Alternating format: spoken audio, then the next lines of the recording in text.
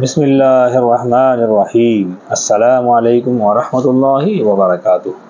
میرے محترم ناظرین، آج سے میں انشاءاللہ شروع کر رہا ہوں وہی سفر جو شروع کیا تھا 15-20 دن پہلے، حضرت آدم علیہ السلام سے لے کر اور ہمارے نبی آخر الزمان صلی اللہ علیہ وآلہ وسلم تک کا سفر، اور پھر حضور علیہ السلام کے نبی بننے کے بعد جو شریعت چلی، جو قرآن آیا، جو احادیث آئیں۔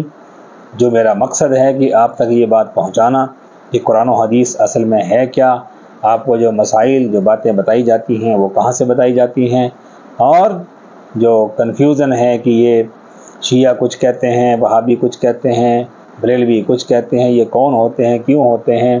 کوئی کہتا ہے درود و سلام پڑھنا جائز ہے، کوئی کہتا ہے جمعرات کو درود ختم پڑھو جائز ہے، کوئی کہتا نہیں یہ حرام ہے، یہ چیزیں نہیں کرنی۔ یہ چیزیں کہاں سے آتی ہیں؟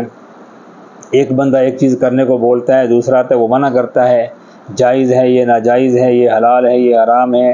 یہ کہاں سے آتی ہیں، کیوں آتی ہیں، کیا مسئلہ، کیا معاملہ ہے، یہ ساری باتیں انشاءاللہ ڈیٹیل سے آپ کو بتائی جائیں گی، اس سے پہلے کہ نبی علیہ السلام کو نبوت ملے، 40 سال کی عمر ہو جاوے، پھر قرآن پاک نازل ہونا شروع ہو، پھر ایک شریعت، ایک قانون بنے، اور پھر یہ باتیں چلیں گی۔ اس کے لیے بہت ٹائم ابھی آگے چل کے شروع ہوں گی۔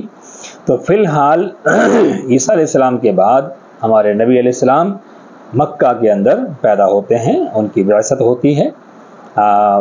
دوشنبہ یعنی پیر کا دن تھا، منڈے کا دن تھا، اور صبح کے اجالے تھے، اس وقت حضور کی پیدائش ہوئی۔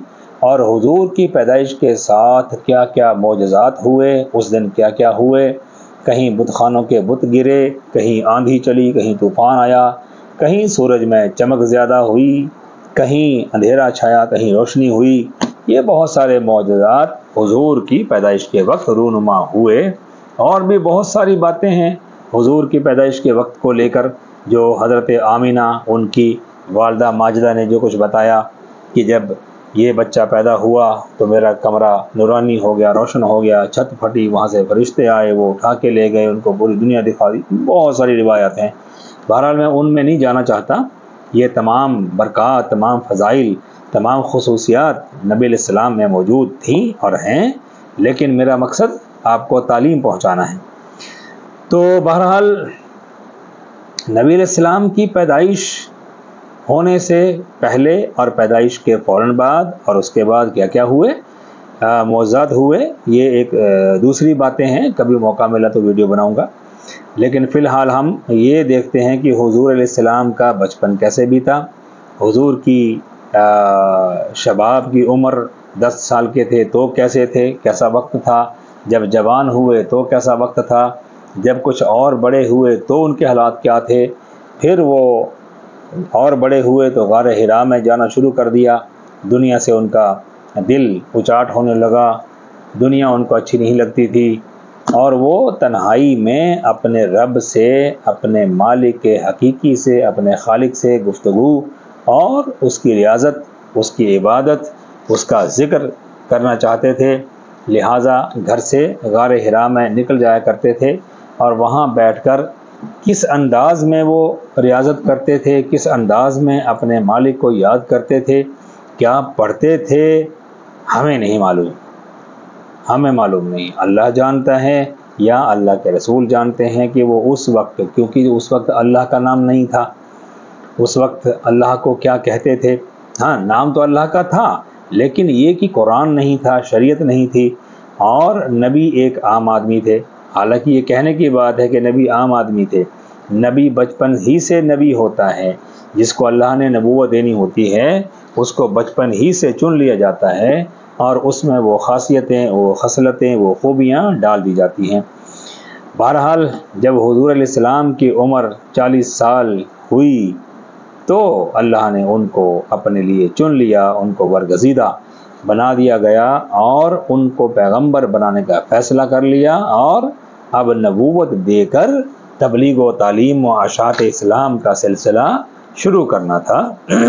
لہٰذا اللہ ان سے راضی ہو گیا، ان کی ریاضت کو قبول کیا، اور وہ اپنے مقصد کو پہنچے، اور اللہ نے فرشتے کو حکم دیا کہ جاؤ میرے بندے کے پاس اور اس کو پڑھاؤ میرا کلام، جسے ہم قرآن کہتے ہیں، کلام اللہ بھی کہتے ہیں کیونکہ یہ اللہ کا کلام ہے۔ لہذا فرشتہ نازل ہوتا ہے اور حضور علیہ السلام کے پاس آتا ہے اور حضور کو قرآن پاک کی تعلیم دینا شروع کرتا ہے۔ اقرأ سے، اقرأ پڑھ، بسم ربک الذی خلق، اپنے رب کے نام سے۔ حالانکہ اس سے پہلے بہت باتیں ہوئیں، ان کو بھینچا، زور سے بھینچا، کہا پڑھ، انہوں نے کہا میں پڑھنا نہیں، انا بقاری، میں پڑھا ہوا نہیں ہوں، میں پڑھنا نہیں جانتا۔ انہوں نے پھر بھینچا، حضور ڈرے، پسینوں پسین ہو گئے۔ یہ ساری باتیں، یہ بہت ساری لمبی ہسٹری ہو جائے گی، میں اس کو شارٹ کر کے آگے نکلتا ہوں۔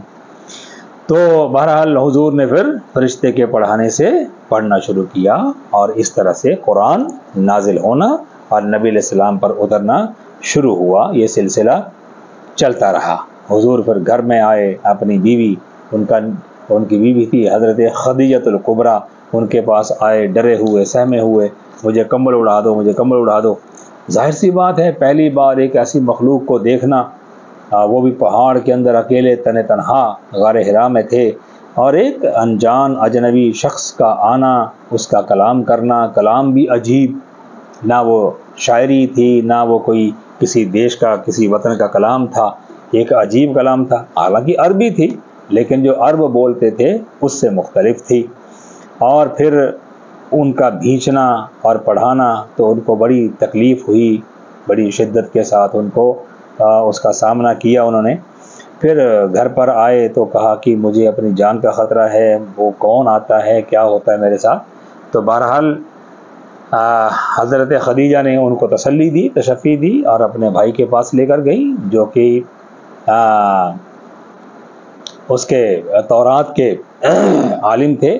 ان سے بات کی تو انہوں نے بتایا آپ بے فکر ہو جاؤ، وہ ناموس، وہ فرشتہ ہے، جبریل ہے جو پیغمبروں کے پاس آتا ہے، اور میں پورے یقین کے ساتھ کہتا ہوں کہ وہ کوئی جنات یا کوئی بھوت پریت نہیں ہے، بلکہ اللہ کا بھیجا ہوا فرشتہ ہے جو پیغمبروں کے پاس آیا کرتا ہے اللہ کا پیغام لے کر۔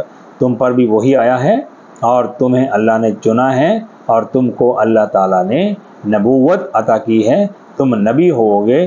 کاش میں اس وقت تک زندہ رہوں جب تم نبوت کا اعلان کرو اور لوگ تمہیں تمہارے وطن سے نکالیں، تمہیں جلا وطن کریں اور تم پر پریشانی اور مصیبتیں آویں، تو اس وقت میں تمہارا ساتھ دوں یا تمہارا کلمہ پڑھ لوں۔